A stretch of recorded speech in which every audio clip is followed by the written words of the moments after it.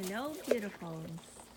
Just wanted to actually make a quick video because I had a question about my road test, my class 1 road test. It was more of a comment in regards to the truck not working. Now, just so you know, I was refunded for my road test. So the money was refunded to me because the truck was faulty. So it was I started doing the road test, and then obviously I was a third through, so they refunded me because I could not continue. And secondly, the truck was included for the road testing as part of my program, so I did not pay anything for the truck itself. It was already at the ICBC testing center.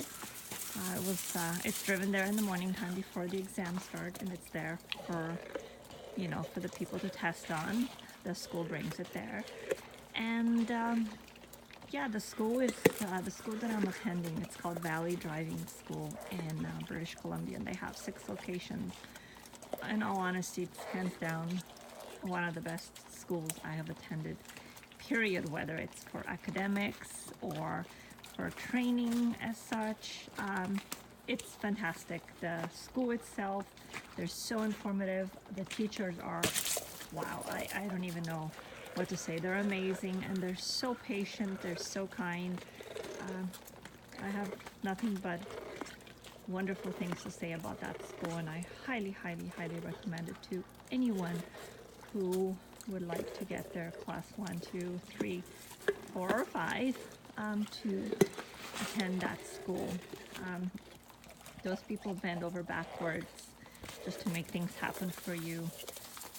So yeah, the school is amazing, and it was just happened to be that I had a truck that did not want to behave on that particular day, and it could also be the cold that contributed to the truck not working. We have had a really cold February in BC, and overall we have had a couple of windstorms where the power has gone out. We had a huge one a month and a half ago, where the power went out for almost 600,000 people, and it was out for like 5 days. Yeah, so there's a whole bunch of things, and also the truck needed the whole system changed because it was getting to that age. That's what I have been told. Yeah, but in all honesty, the the speculations that maybe it was meant to be that way, that the truck fails just so the school makes more money or ICBC makes more money, it's completely incorrect, because the money was refunded to me by ICBC immediately, and I did not pay for the truck. The truck was part of my attempt in my tuition. And when my next appointment has been rescheduled for my next road test. It's a couple of weeks out, and the school was kind enough, because they know that I'm sitting now without driving for over 2 weeks. They've been kind enough to provide me with a 2-hour free lesson on the truck just 2 days before my road test, just so I can have a refresher. But yeah, so that's what I wanted to say in regards to that. Once again, the school is called Valley Driving School, and in BC they have locations, I think, in Coquitlam, 2 in Langley, Surrey, Chilliwack, Abbotsford. Yeah, and I have been at all the locations taking various of different courses that are part of my program, such as the evasive maneuvers, cargo securement, chaining up at different locations, and same as theory. I had 50 hours of theory with my program as well. I have my hazmat certificate also for carrying dangerous goods. But every single instructor that I have met is just as fantastic as the last one. So they're so informative. It's just unbelievable. Yeah. So that's about it on that note. And yeah, it's just exciting. I'm probably going to go to the school. And the other thing that the school actually permitted me to do, and this was even before the truck broke down. They told me that I can go and do a pre-trip practice on my own, even when they're not there. I would just not be able to enter the truck and do stuff in the cabin, but most of the pre-trip is done outside anyways. In cabin, you're only doing the air component, and you're also telling the tester that the windshield is clean and clear, windshield wipers are working, windows are clean, no cracks, seat belts are not frayed. You're basically just telling him things for the inside, like visual things, you know, defrost is working, you have registration, pre-trip, insurance papers, all that stuff. So most of the pre-trip is done outside, and they said I'm more than welcome to go and do a pre-trip on the truck when they're not there. I can open up the hood because it's not locked, and I can go underneath the truck, of course, and do my check the push rod travel and go through the whole truck from front to back, check the cargo. Just, it's part of the pre-trip that you're supposed to do as a truck driver. I know there are many truck drivers out there who don't perform such an extensive pre-trip, and I guess once you do know your truck, I don't know, maybe that's the reason why they don't, but for me personally, I don't want a headache, so I will probably be doing a pre-trip. It takes, at the moment, it takes me longer, obviously, because I've only done it a couple of times practicing, right? But once I start doing it more often, you know what you're looking for, and your pre-trip should take about 25 minutes. And you know what? 25 minutes is completely worth it, as opposed to having some sort of a major accident or your cargo not being secured and you know, presenting this cargo that has been damaged to your customer. So yeah, I'm the type of person that would take the extra 25 minutes and do a full pre-trip. I'm also the type of person that, even with my motorhome, I stopped on all the brake checks, even the ones that were advisory, not regulatory. And I checked the push rod travel. It was difficult. It was difficult in the motorhome. It had to be aired up to get underneath it, because as you can see, it's pretty low. It's not like a truck, but yeah, and I did the air testing inside the truck too, where I would fan down, build air, do the leak test and all that stuff, even in my motorhome. And I happened to see so many truck drivers with row trains, okay, where they would have two trailers in the back that did not even stop, even at the regulatory signs. So that was pretty scary. I'm not going to mention what company it was, but that was with the row train, and there's only a couple that have row trains, so you guys can do the math. But there were a lot of other guys that were not stopping either. I'm not going to be one of those people. Don't want to blow out on the freeway. You can't prevent everything, but you can, you know, making sure your truck is in order gives you more peace of mind that you won't have issues while you're driving, or you won't injure anybody while you're driving. So for me, it's better to be really safe than sorry. And I don't know if that's, apparently female drivers are more cautious on the road, and they're much more careful with the truck and stuff. So that's what I've been hearing. Yeah, so I don't know if that's just me or all females are the same way. I have no idea, but just the way I am. I look at things as preventative instead of having something occur that could have been prevented and taking 10 times the amount of time to fix it and 15 times the amount of money, as opposed to having just done your due diligence prior to. So that's about it, guys. It's really slippery here today. As you can see, I'm almost slipping on this, and it's hard for me to throw the ball to my boys. My snowman is dead. Show you how beautiful it is. This is just in the back. I love this lifestyle. I cannot believe how much I love it. gonna have to do a whole video for you guys on what my background is and things like that. So I didn't, RV living is completely new to me. I've only been doing it now for 9 months, I believe.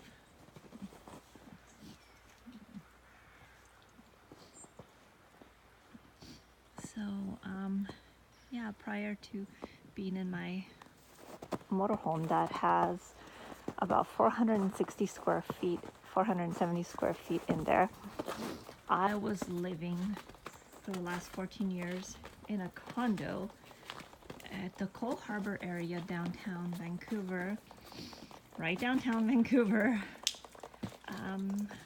Yeah, for a while. My condo was 2,500 square feet. I know you're probably wondering, how is that even remotely possible? It is. There's a few condos that are that big. In Vancouver, can't say that it was cheap, but it was huge.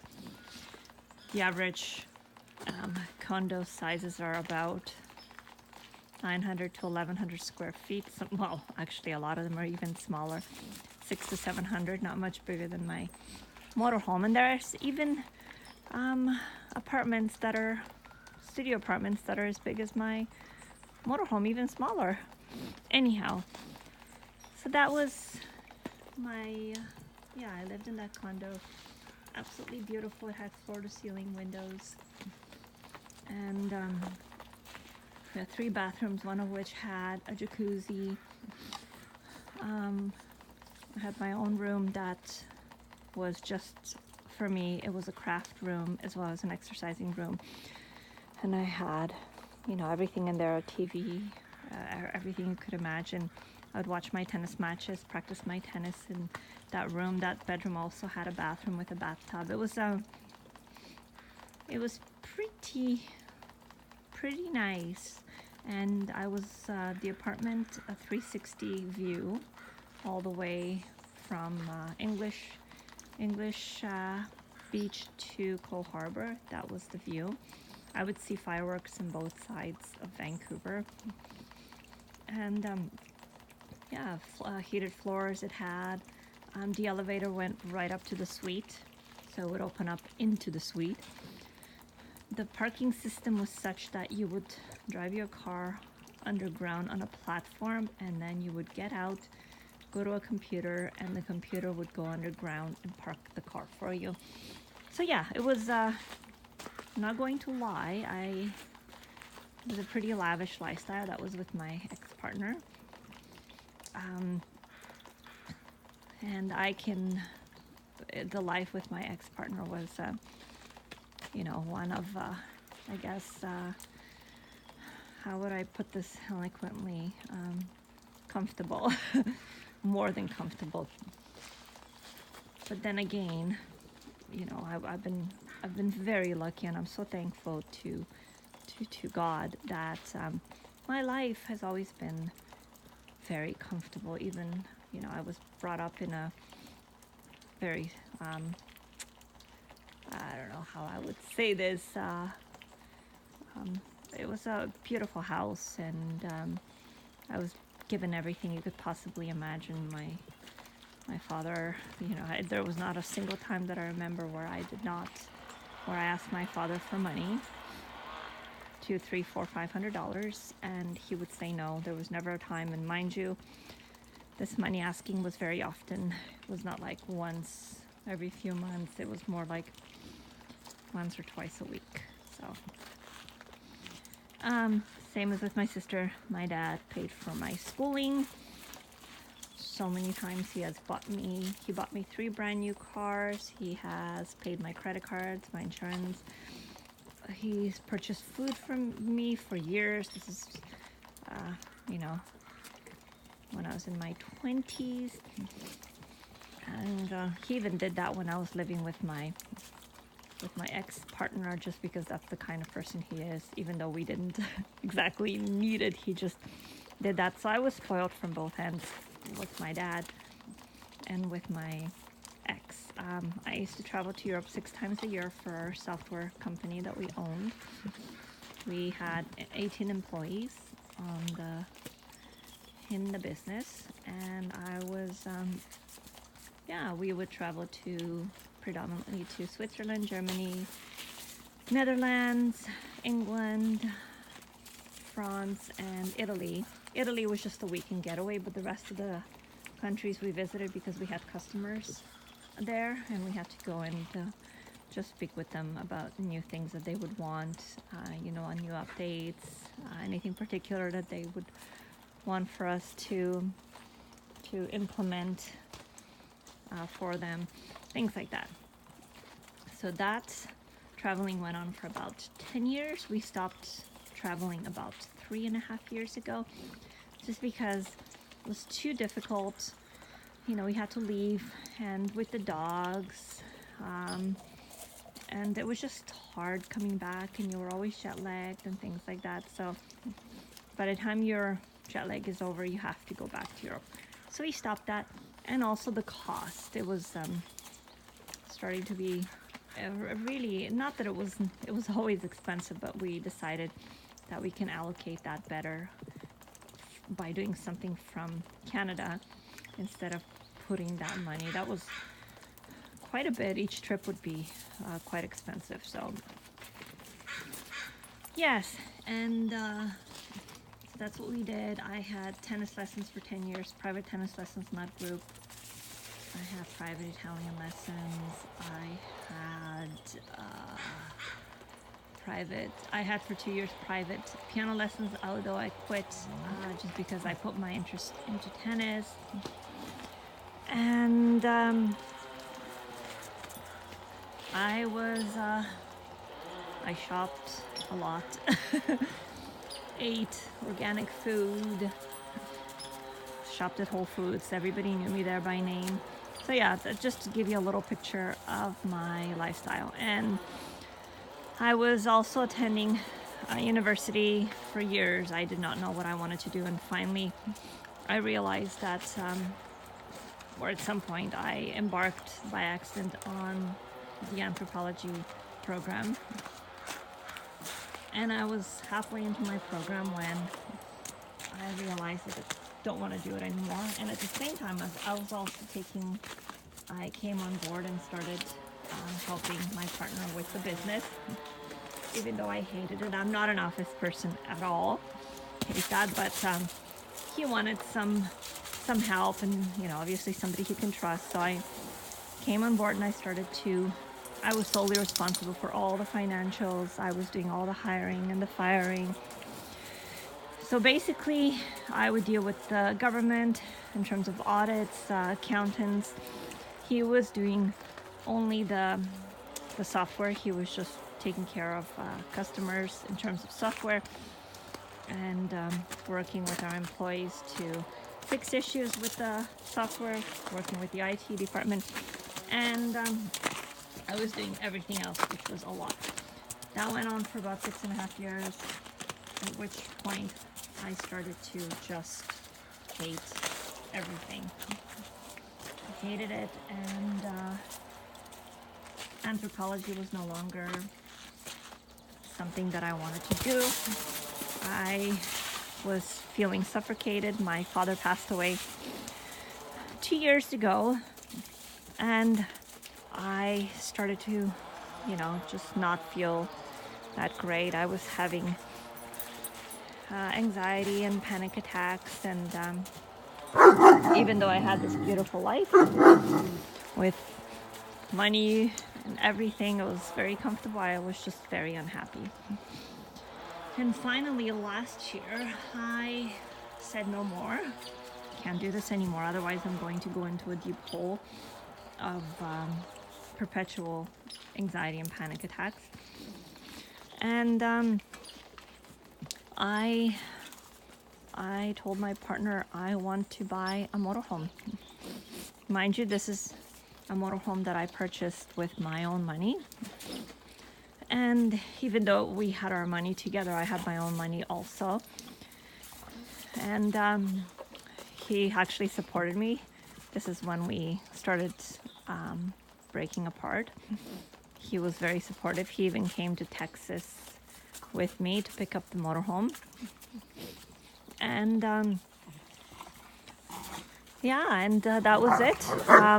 And I've been in it now for about 9 months, and I have never been happier. I absolutely love it.